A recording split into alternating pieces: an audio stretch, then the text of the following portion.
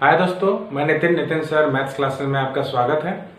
इसके पहले मैंने मैथ्स में आपको परफेक्ट स्क्वायर के बारे में पढ़ाया था, जिसमें मैंने बताया था आपको कि कैसे पहचाने कोई भी संख्या परफेक्ट स्क्वायर होती है।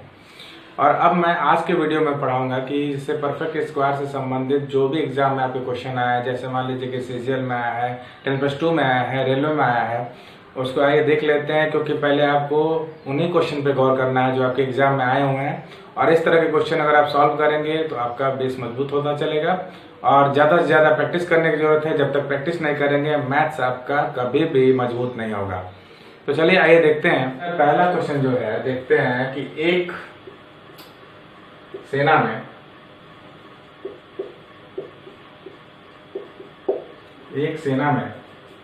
25,315 सैनिक थे।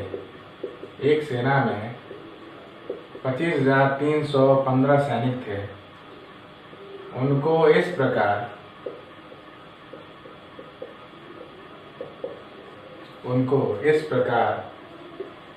व्यवस्थित करना है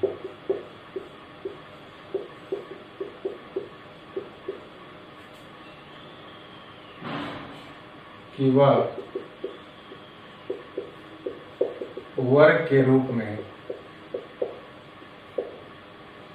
व्यवस्थित हो जाए।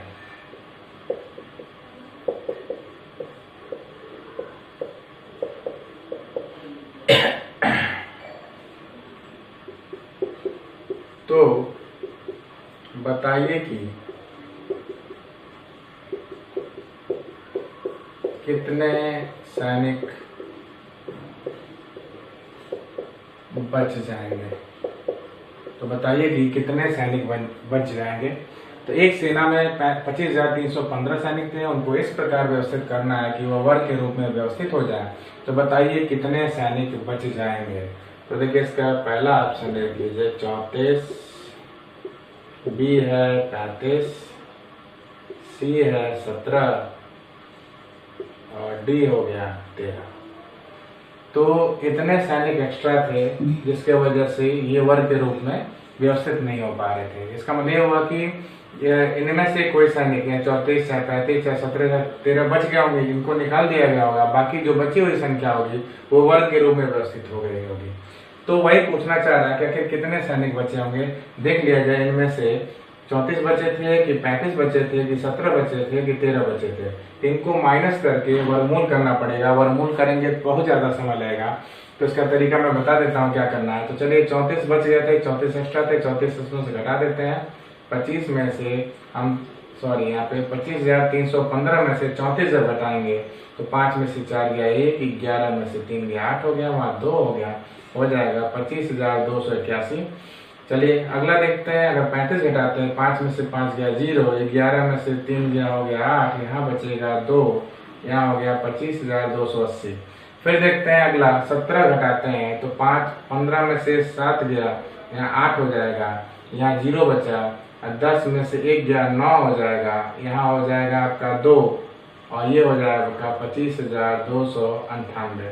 चलिए अब देखते हैं अगला 13 घटाते हैं तो 5 में से 3 गया 2 और 1 में से 1 गया 0 और यहाँ देखिए आपका 25,302। तो देखिए यहाँ पे करना क्या है, कुछ करना नहीं है। इसमें बस ध्यान ये देना है कि इनको घटाने के बाद से देखना है किसका वर्गमूल संभव है। तो वर्गमूल करेंगे तो देखते रह जाएंगे। इसका मतलब ये चेक करना कि कौन पूर्ण वर्ग है, जो जिसमें पूर्ण वर्ग मिल जाएगा वही आंसर हो जाएगा, वही वाला आंसर हो जाएगा। या तो 34 होगा, 35 होगा, 17 या 13 होगा। जिस संख्या को चेक करने को पूर्ण वर्ग मिल जाएगा तो उसके सामने वाला आंसर हो जाएगा। तो चलिए इसमें देखते हैं कौन पूर्ण वर्ग है। तो देखिए 81 है। हमने पूर्ण वर्ग का तरीका आपको बताया था कि कभी भी कोई संख्या पूर्ण वर्ग है वो पहचानने का सबसे बेहतर तरीका है कि उसके अंतिम 2 अंक 1 से 24 तक की संख्याओं के वर्ग का अंतिम 2 अंक होना चाहिए। तो देखिए 81 9 का वर्ग होता है। यहाँ देखिए 80 किसी भी संख्या का वर्ग नहीं होता है, ठीक है, तो यानी ये पूर्ण वर्ग नहीं है। अब देखते हैं 98 की बात करते हैं। 98 छोड़िए, यहाँ 8 देखिए, कभी भी किसी संख्या का वर्ग करते हैं तो इकाई का अंक 8 नहीं आता, तो ये भी आपका पूर्ण वर्ग नहीं होगा। फिर चौथा नंबर देखिए, यहाँ पे 2 है, कभी भी किसी संख्या का वर्ग करने पर इकाई का अंक 2 नहीं आता तो ये भी पूर्ण वर्ग नहीं है। तो ये देखिए यहाँ पे ये भी पूर्ण वर्ग नहीं है, ये भी पूर्ण वर्ग नहीं है, ये भी पूर्ण नहीं है। यहाँ देखिए लास्ट में 81 आया है, 81 9 का वर्ग होता है। इसका मतलब ये हुआ कि ये पूर्ण वर्ग हो जाएगा। और यहाँ देखिए 34 आंसर होगा, यानी कि कितने सैनिक बच गए? 34 सैनिक बच गए। यानी कि पूछा था इसमें कि वर्ग के रूप में व्यवस्थित करने के बाद कितने सैनिक बच जाएंगे, तो आंसर हो गया आपका 34। अब आ जाते हैं दूसरे नंबर क्वेश्चन पे। दूसरा नंबर क्वेश्चन चलिए देखते हैं कैसे करना है इसको।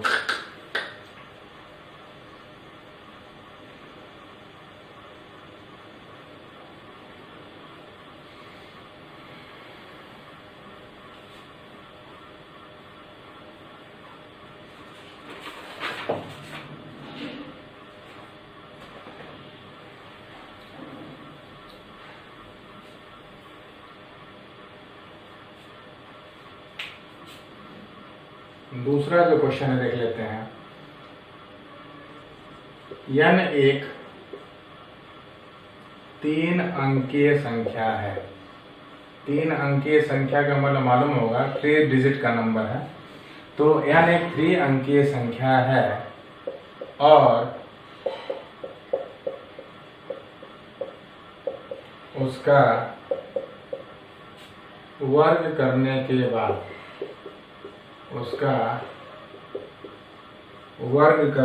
बाद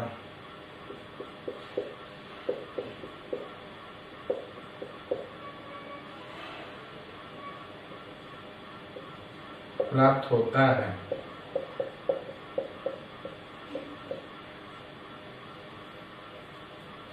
तो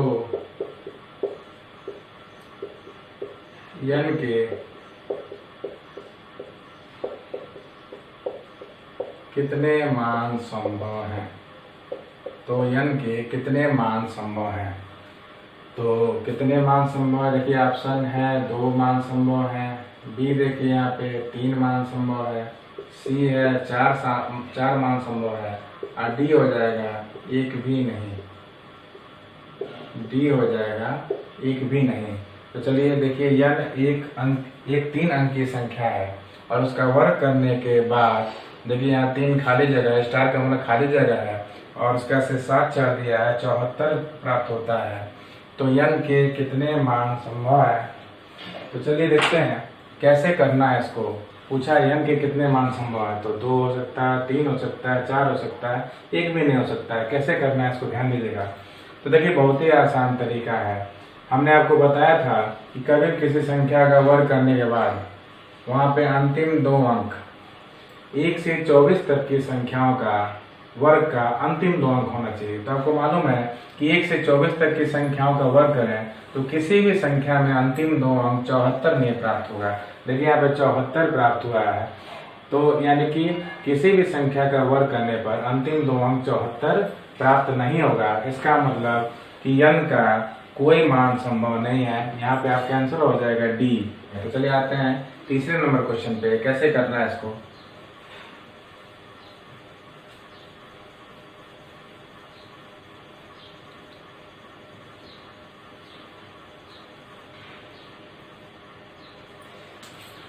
तीसरा नंबर क्वेश्चन है, यदि x और y पूर्णांक है, यदि x और y पूर्णांक है और x square minus 2y square, x square sorry 2 नहीं 5 होगा, x square minus 5y square equal to 1232, यानी कि x पे वर्ग ऋण 5 गुणे y पे वर्ग बराबर 1232 है।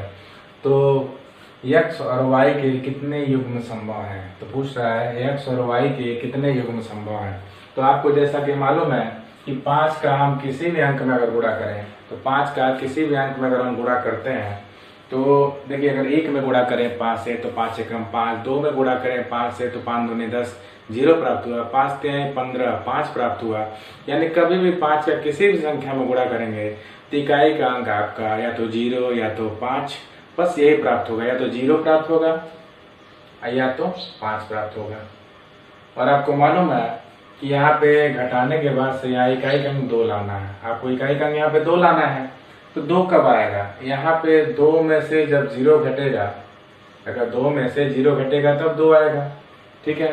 और अगर 5 घटाना हो तो 7 में से अगर 5 घटाते हैं तब 2 होगा। यानी x स्क्वायर करने के बाद यहाँ जो भी संख्या वर्ग करने के बाद यहाँ इकाई का अंक 2 रहेगा और यहाँ इकाई का अंक 7 रहेगा, तभी हम 2 में से 0 घटाएंगे तो 2 आएगा, 7 में से 5 घटाएंगे तो 2 आएगा। तो y के तो बहुत से मान संभव हो सकता है, लेकिन x की जगह देखिए यहाँ 2 दिया है और यहाँ पे 7 दिया है। और कभी भी किसी संख्या का वर्ग करने के बाद से इकाई का अंक आपको मालूम है, ना तो 2 प्राप्त होता है ना ही 7 प्राप्त होता है। इसका मतलब ये हुआ कि x का यहाँ पे कोई मान नहीं होगा, यहाँ कोई मान संभव नहीं है, और x का मान संभव नहीं है तो y का भी मान संभव नहीं होगा। तो यहाँ का आंसर हो जाएगा x और y का कोई मान संभव नहीं है, यानी x और y का कोई मान संभव नहीं है, क्योंकि x और y, x का वैल्यू 2 रखेंगे तो यहाँ 2 हो नहीं सकता, किसी भी संख्या का वर्ग करेंगे 2 नहीं आएगा इकाई का अंक, और किसी भी संख्या का वर्ग करेंगे तो इकाई का अंक 7 नहीं आएगा। तो जब x का वैल्यू संभव नहीं है तो y का भी वैल्यू हम कुछ भी रखते हैं तो 1232 आपका प्राप्त नहीं होगा, इसलिए x और y का कोई मान संभव नहीं है। अब चलिए आ जाते हैं हम चौथे नंबर क्वेश्चन पे। चौथा नंबर क्वेश्चन भी बहुत इंपॉर्टेंट है, ये सब एग्जाम में आए हुए क्वेश्चन है और आपको बहुत ध्यान से देखना पड़ेगा। चलिए गौर करते हैं कैसे क्या करना है इसको। चलिए अब आ जाते हैं, चौथा नंबर क्वेश्चन है। चौथा नंबर क्वेश्चन देखते हैं। चौथा नंबर क्वेश्चन ऐसे है कि AB7n एक पूर्ण वर्ग संख्या है, एक पूर्ण वर्ग संख्या है,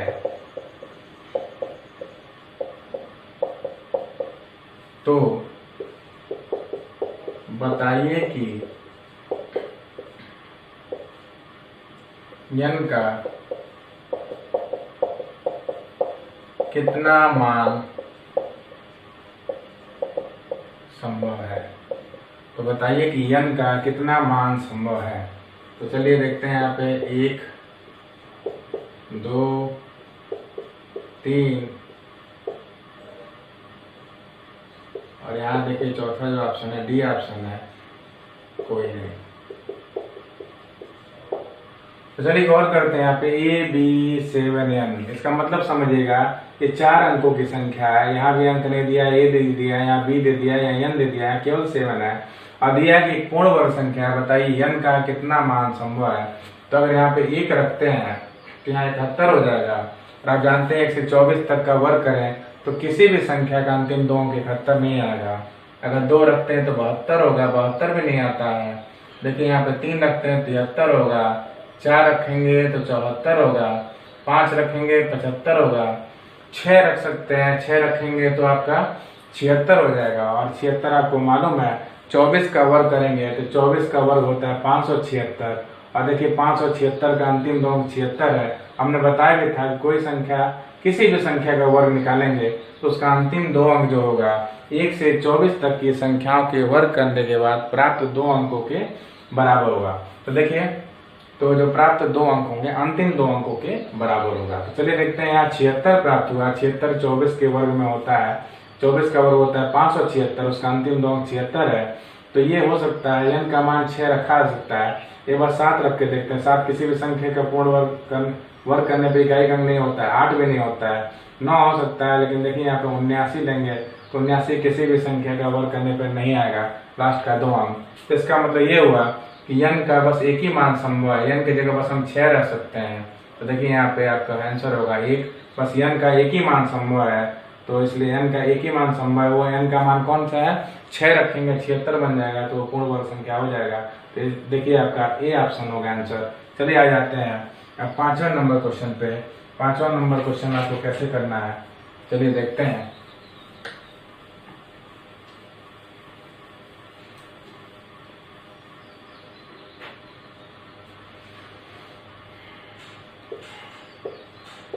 यदि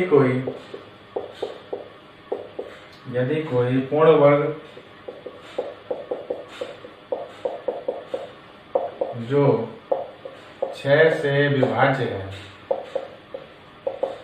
यदि कोई पूर्ण वर्ग जो 6 से ना हो, सॉरी है नहीं, विभाज्य ना हो, विभाज्य ना हो और उसे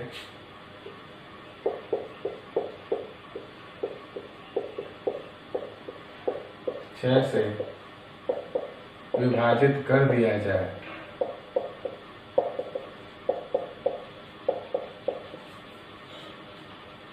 तो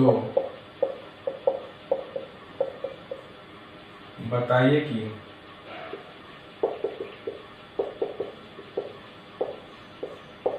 शेषफल क्या होगा।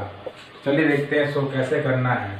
इसमें ए ऑप्शन हो गया 1, 3 या 5। दूसरा देखते हैं, दूसरा हो जाएगा 1, 2 या 5। और सी ऑप्शन देखते हैं 1, 3 या 4। और यहाँ पे डी ऑप्शन देखते हैं 1, 2 या 4। अब देखिए यहाँ पे दिया हुआ यदि कोई पूर्ण वर्ग जो 6 से विभाज्य ना हो और उसे 6 से विभाजित कर दिया जाए तो बताइए कि उसका शेषफल क्या होगा। आपने देखा कि इसमें 4 ऑप्शन दिया है। एक ऑप्शन है आपका 1, 3 या 5, दूसरा है 1, 2 या 5, तीसरा है 1, 3 या 4 और चौथा है 1, 2 या 4। कैसे करेंगे इसको, चलिए गौर करते हैं कैसे करना है। तो सबसे पहले बताइए कोई पूर्ण वर्ग हो। पूर्ण वर्ग का मतलब देख लीजिए, पूर्ण वर्ग जो किसी न किसी का वर्ग हो, तो हम किसी न किसी की संख्या का वर्ग लेंगे और वर्ग लेने को 6 से बड़ा आना चाहिए। चलिए देख लेते हैं। 1 का वर्ग करेंगे तो 1 आएगा, 6 से बड़ा होगा नहीं, 6 से भाग दे नहीं सकते। 2 का वर्ग 4, ये भी 6 से छोटा है। 3 का वर्ग करते हैं, 3 का वर्ग हो जाएगा 9। चलिए 4 का वर्ग करेंगे तो 4 का वर्ग 16, 5 का वर्ग 25, 6 का वर्ग 36, ऐसे करते हैं। 7 का वर्ग तो 49, 8 का वर्ग करेंगे तो 64। तो देखिए यहाँ पे ये 9 भी पूर्ण वर्ग है, 16, 25, 36, 49, 64, ये सब परफेक्ट स्क्वायर है, पूर्ण वर्ग है। अब बोला है कि ये 6 से नहीं कट रहे हैं और इनको 6 से विभाजित कर दिया जाए। तो देखिए हम 36 को हटा देते हैं क्योंकि 36 6 से कट जाएगा। हमको ऐसे पूर्ण वर्ग लेना है जो 6 से विभाज्य ना हो। तो इसमें 6 से विभाज्य कौन कौन नहीं हो रहा है, 9, 16, 25, 49, 64, जबकि ये पूर्ण वर्ग है। अब पूछ रहा है 6 से विभाजित कर दें तो शेषफल क्या आएगा। तो चलिए देखते हैं शेषफल क्या आता है। यहाँ पे अगर हम 9 में 6 से भाग दें तो 6 कम 6, यहाँ देखिए 3 आ रहा है। फिर हम 3 शेषफल आ रहा है। फिर 16 में हम 6 से भाग दें, 6 दूनी 12, यानी 16 में से 12 गया, 4 आ रहा है शेषफल। फिर 25 में अगर हम भाग देते हैं 6 से तो देखिए 6 चौको 24, 25 में 24 गया, 1 आ रहा है। फिर 49 में भी भाग देते हैं 6 से, 6 8 48, 49 में से 48 गया, आपका शेष आ गया यहाँ पे 1, शेषफल आ गया 1। फिर 64 में हम 6 से भाग देते हैं तो 6 दाम में 60, 64 में से 60 गया, 4 शेष आएगा। तो आप वो देख रहे हैं कि यहाँ पे क्या ज्यादातर रिपीट कर रहा है। देखिए 1, 3, 4, फिर 1, 4 आ गया, यानी कि इसमें शेषफल कभी भी आएगा 1, 3 या 4। देखिए सी नंबर आपका ऑप्शन जो होगा वही आंसर हो जाएगा, यानी होगा 1, 3 या 4। तो चलिए आते हैं 6ठे नंबर क्वेश्चन पे। बहुत ही मजेदार क्वेश्चन है ये, आपका स्नातक लेवल क्वेश्चन में आया था। सीजीएल जो एग्जाम हुआ था उसमें ये क्वेश्चन आया था। चलिए देखते हैं। अगला क्वेश्चन भी आपका एसएससी एग्जाम में आया था, जो कि बहुत ही इंपॉर्टेंट है। आप लोग घर बैठे इसका प्रैक्टिस करते रहेंगे तो मैं गारंटी देता हूँ कि आपका एग्जाम निकालना बहुत ही आसान हो जाएगा। बहुत ही बढ़िया तरीके से कोई भी एग्जाम इजी वे में आप निकाल सकते हैं। मेरा हर वीडियो आप लोग बस ध्यान से देखिए, लाइक करिए, सब्सक्राइब करिए और शेयर करिए। चलिए देखते हैं अगला क्वेश्चन जो है।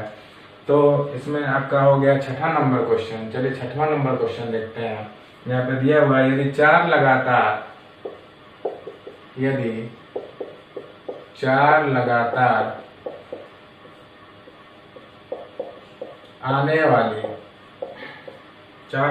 आने वाली प्राकृतिक संख्याओं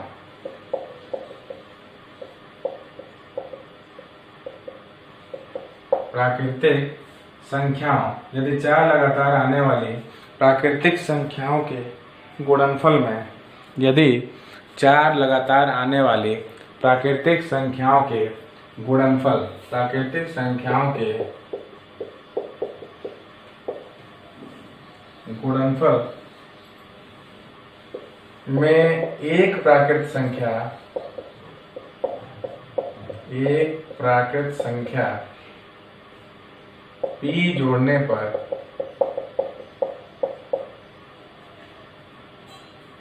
एक पूर्ण वर्ग संख्या प्राप्त होती है, पूर्ण वर्ग संख्या प्राप्त होती है, तो p का मान क्या होगा? तो p का मान क्या होगा? तो चलिए ऑप्शन है ए बी सी डी। देखिए 4 ऑप्शन है, इसमें पहला है आपका 8, दूसरा 4, तीसरा 2, चौथा 1। तो यहाँ पे दिया है कि 4 लगातार आने वाली प्राकृतिक संख्याओं के गुणनफल में एक प्राकृतिक संख्या p जोड़ने पर एक पूर्ण वर्ग संख्या प्राप्त होती है। तो p का मान बताइए क्या होगा, यानी जोड़ने के बाद से पूर्ण वर्ग संख्या आपको बताना है। तो चलिए गौर करते हैं कैसे इसको करना है। तो 4 लगातार आने वाली प्राकृतिक संख्या आप जानते हैं, काउंटिंग नंबर्स जो होते हैं, जो गिनती वाली संख्या होती हैं, उनको प्राकृतिक संख्या करते हैं। तो गिनती आप 1 से करते हैं, यानी 1 से लगातार 4 आने वाली प्राकृतिक संख्या 1 2 3 4। अब बोला इनके गुणनफल में, गुणनफल यानी गुणा करते हैं, तो 1 दूनी 2, 2 3 6, 6 चौको 24। तो चलिए, तो बोला p का मान बताइए। p का मान या तो 8 हो सकता है, या तो 4 हो सकता है, या तो 2 हो सकता है, या तो 1 हो सकता है, जिसको जोड़ने पर यहाँ पे पूर्ण वर्ग संख्या प्राप्त हो, जो किसी न किसी का वर्ग हो। तो चलिए 8 जोड़ते हैं 24 में, 24 में 8 जोड़े 32 होगा, 32 किसी का वर्ग नहीं होता है, यानी p का मान 8 नहीं होगा। 4 जोड़ते हैं 24 में, 28 आ रहा है, तो यानी कि 28 भी किसी का वर्ग नहीं होता है, तो यानी p का मान 4 भी नहीं होगा। चलिए 2 जोड़ते हैं 24 में, 26 हो जाएगा, 26 भी किसी का वर्ग नहीं होता है, तो p का मान 2 भी नहीं होगा। लास्ट में बचा 1 को जोड़ते हैं इसमें 24 में, तो 24 में 1 जोड़िए, आपका 25 प्राप्त हुआ। अब 25 आपको मालूम है 5 का वर्ग होता है, तो इस प्रकार 1 को जोड़ दें, यानी p का मान 1 होगा, यानी अगर 1 को जोड़ दें तो आपको पूर्ण वर्ग संख्या प्राप्त हो जाएगी। तो इस प्रकार ये रहे आज के 6 क्वेश्चन, बहुत ही मजेदार क्वेश्चन जो अब तक आपके एग्जाम में पूछा है। और आप अगर हमारे वीडियो को खूब ध्यान से, खूब बढ़िया से एक एक करके, जैसे मैं चल रहा हूँ धीरे धीरे आगे हर तरह का मैं क्वेश्चन कराऊंगा, और एक एक करके अगर देखते रहे तो मैं गारंटी देता हूँ आपका कोई भी एग्जाम निकालना आसान हो जाएगा। और मैं खुद कहता हूँ कि जो मेरा वीडियो देखेगा वो जरूर सफल होगा, बस उसको सीरियसली घर पे पढ़ाई करना है। और एक एक करके जो भी मैंने वीडियो लाइन बाय लाइन डाला सबको देखते जाइए, एकदम सीरियल वाइज मैंने शून्य से शिखर तक का वीडियो बनाने की कोशिश की है। अब बहुत अच्छे वीडियो हैं, एक से एक वीडियो हैं, आप उसको लाइक करिए, शेयर करिए, सब्सक्राइब करिए, और उसको घर पे सबसे ज़्यादा ज़रूरी है कि उसको पढ़ते रहिए, क्योंकि आप पढ़ेंगे तभी जाके आप सफल होंगे। और पढ़ना सबसे ज़्यादा ज़रूरी है, क्योंकि पढ़ेगा इंडिया तभी तो बढ़ेगा इंडिया। तो इसी के साथ आज का वीडियो समाप्त हुआ। आप सभी लोगों को नमस्कार, जय हिंद, जय भारत।